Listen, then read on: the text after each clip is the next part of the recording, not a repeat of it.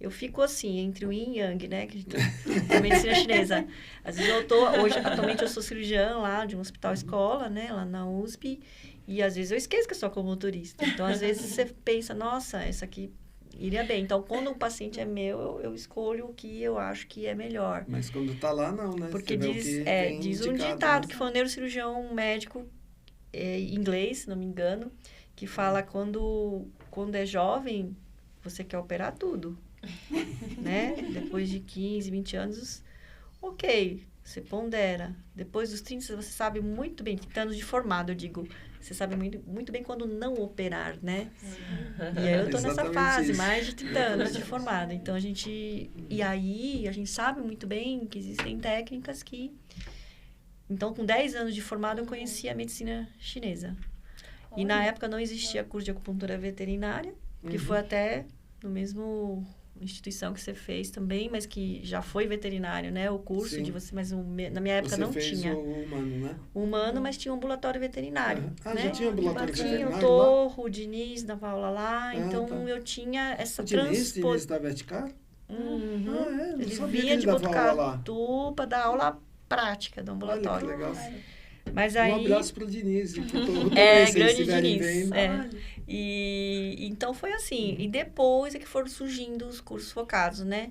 Mas aí a gente não para, né? E em 2013 eu retomei minha área cirúrgica. Então, fui trabalhar. Mas antes disso, na área acadêmica, acabei indo para divulgar acupuntura de forma científica, né?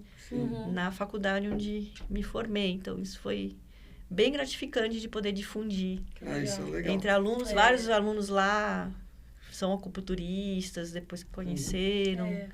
A fisioterapia mesmo, eu sei da dissertação do Cláudio, né?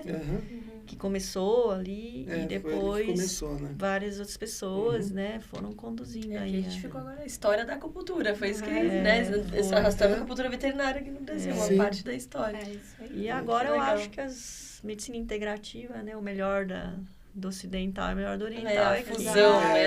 É o melhor paciente, acho que é o melhor dos mundos, né? O melhor dos mundos. Porque eu costumo falar assim, que a medicina, só não queria que a veterinária fosse pro mesmo caminho da medicina, que a medicina fatiou o paciente. Exato. Para vocês terem uma ideia, chegou num ponto que o meu pai ele teve edema de mácula.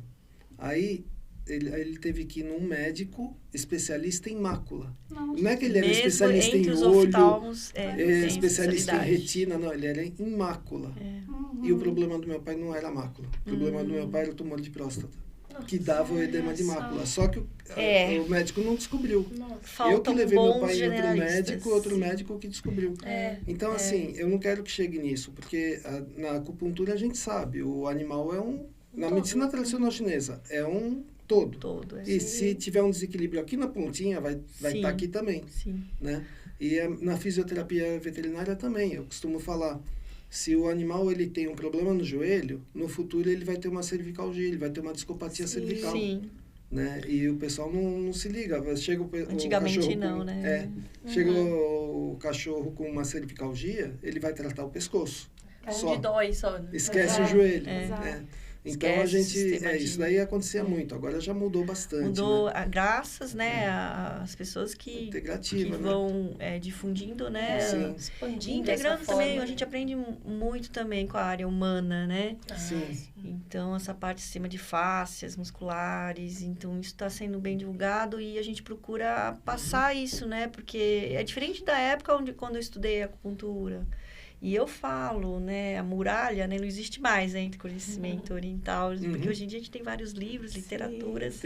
Antigamente era o Maciócia e o Talteroche. Então, hoje em dia, a gente tem a vivência de vários profissionais veterinários na área que repassam. E a acupuntura é isso, né? Passar de geração a geração, como era na China mesmo, né? E esse acesso à informação, né? Hoje tá bem mais fácil, bom, a gente sabe, né? Internet. E mesmo eu falar a tradução, né? Dos termos chineses. Porque eu brinco, eu falo, quando eu fiz a pós, até o 8º mês, mais ou menos, né? Difícil, eu falava, né? gente, não vai entrar esse negócio, sabe? Assim, na minha cabeça. São falava, metáforas, né? E a gente tem que... Metáforas, múltiplas traduções, né? Fala, gente, o problema maior que eu vejo é esse, é que a mesma coisa tem 5 nomes. Exato. Porque cada um faz uma tradução diferente, né? Isso. E é interessante, viu? Uma aluna minha taiwanesa, ela foi apresentar a monografia dela, e daí quando a gente viu o som do ti, chue, daí todo mundo olhou pra cara do outro, nós estamos falando errado, olhamos pra cara do outro, que bonito, né? Gente, ouvi o som, eu ouvi falei, a pronúncia nossa, correta. ela vai ter que ensinar a pronúncia A correta. gente fala que eu tô passando por isso na pós de acupuntura tradicional chinesa, para humanos, porque o coordenador da pós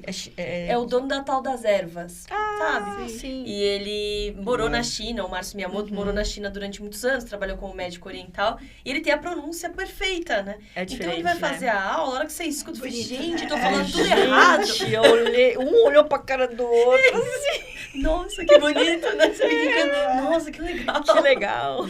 Então, quando eu falo pro aluno QI, a gente fala ti, eu tô falando errado.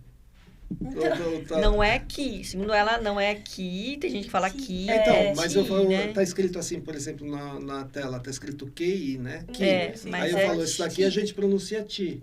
Ti. Certo? Tá certo. Ah, então tá bom. Mas é que é o ti, é que se O for ti é pegar diferente. no eu não chinês, sei, vai entrar naquela questão, né? Depende do dos contexto. fonemas. Taiwanês Não, e fala, é muito né, um difícil. Taiwanês é frente, diferente. um mandarim. mesmo Eu, assim. uma época, falei, não, vou, né, depois da Se fita, empenhou. falei, vou dar uma olhada no chinês, pelo menos, Ah, pra eu- entender o nome, né, das fitas, falar um mas negócio eu- bonitinho e tal.